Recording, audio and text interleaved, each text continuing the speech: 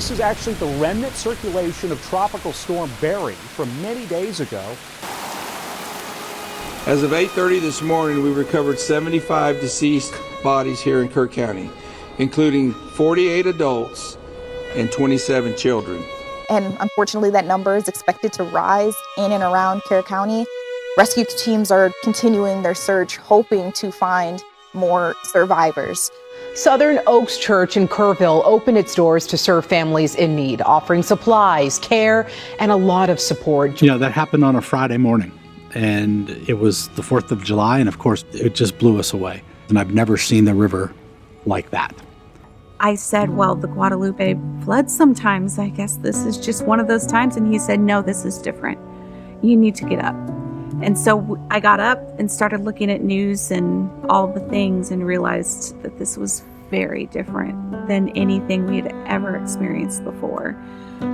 Officials say the Guadalupe River rose approximately 26 feet in just 45 minutes through the city of Kerrville. And we saw the post office blow up. We knew we were in trouble. And I opened that sliding door, all the water just poured into my house. There was no porch.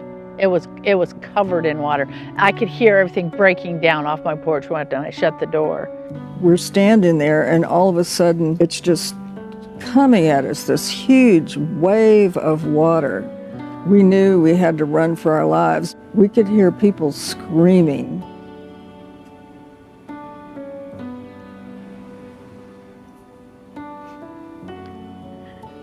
For help.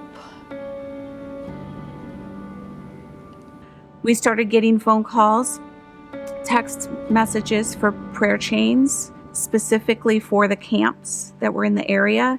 I guess trying to reach out to everyone you know to make sure that they're okay. But the little girl that we were praying for was one of the ones who passed.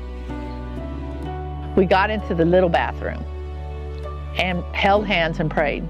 And I called my son and told him, we're dying. We're not going to be here, and I want to say goodbye. I personally, and a lot of the others in town, we don't want to see anyone else be tragically lost to this event. So that's why the church is needed. I truly believe that's our calling.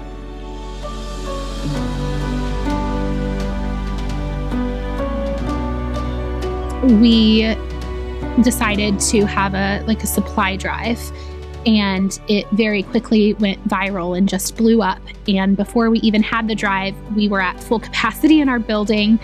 We don't have a disaster plan. So what do we do with this that God has entrusted? How do we handle that? Everything was just chaos, of incoming donations of all of this stuff. And at that point, we didn't really know where we were even gonna put it all, or we didn't have a list of survivors, at that point. Good, you want up or down? Good, I got thumbs up. Like everyone, we were so touched, our hearts were broken. I started to tell my wife, I think God's stirring my heart to go to Kerrville. We did not know. We had no disaster relief plan in place at all. So he walks in the door and says, here I am, use me. And it's just that it's the Jesus in him that you see the moment he walks in the door. Chris has said, hey, this guy has shown up in our church. His name is Daniel. And I said, it sure sounds like a scammer to me. She says, no, seriously, Dad. I said, I'm serious. I said, a guy shows up out of nowhere wanting to help us. And I said, I need to talk to him. It didn't take me 15 minutes to know that this man was sent to us from God. And he just kind of knew how to bring order to the chaos. And I was so thankful that he came, that God sent him to us at that time. It took the stress out of every single thing.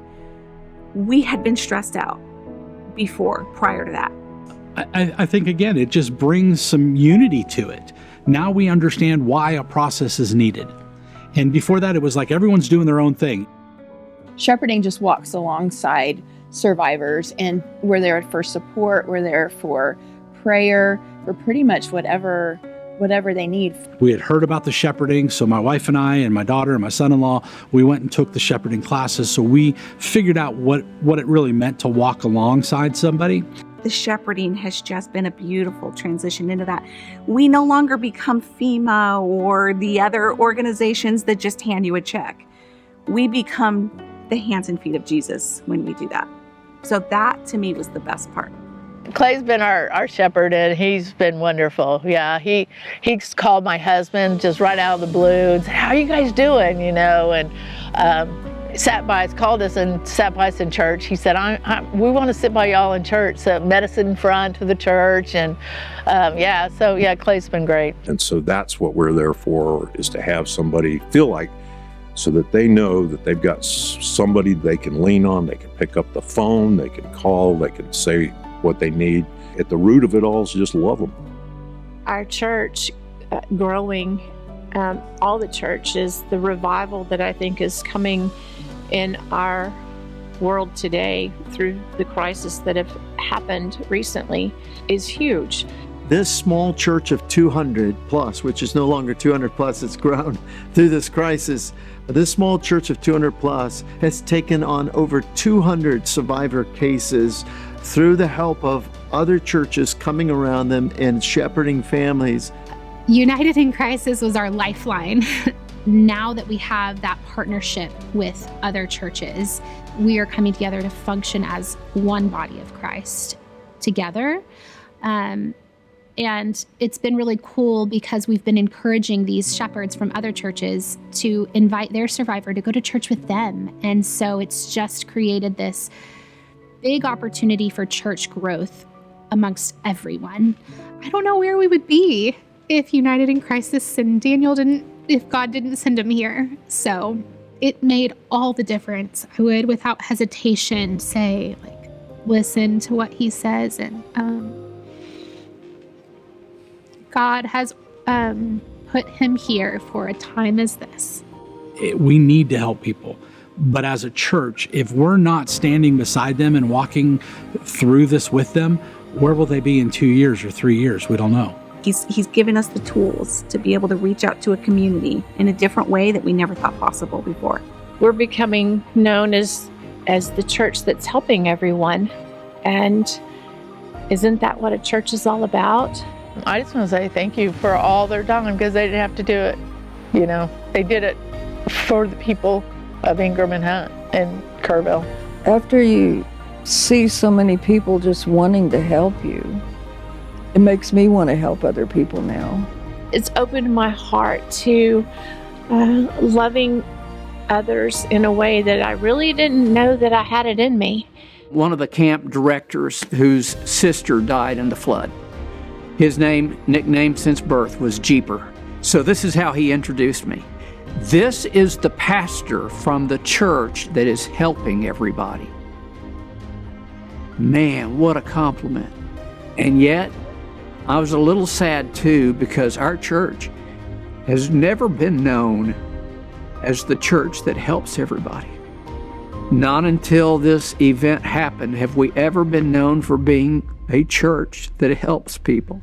So I'm so thankful that God also said yes to us when we said yes to him.